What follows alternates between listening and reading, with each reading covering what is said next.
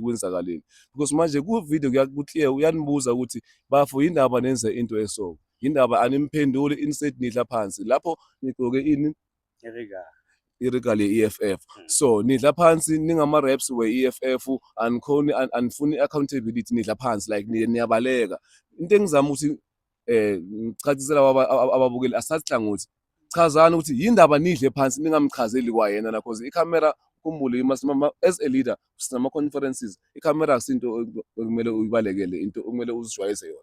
So yindaba uhluleke ukubheka ikhamera bese yasho ukuthi no thina mfethu besifuna ama-donations okanye besifuna bathina ama-votes emzini endiyeni besizofuna i-cold drink njengoba sichaza manje, you understand? Ngabe uyichaze njengoba sichaza manje beke kwenzeke yonke this whole event. Ngicela bese uyachaza ukuthi why benidla phansi.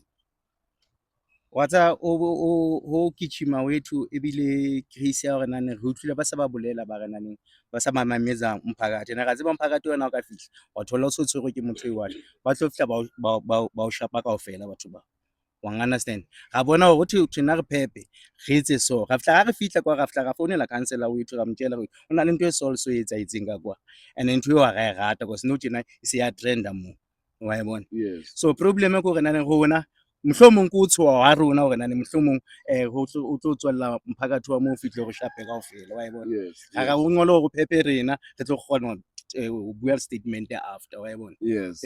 So yiso lesi statement.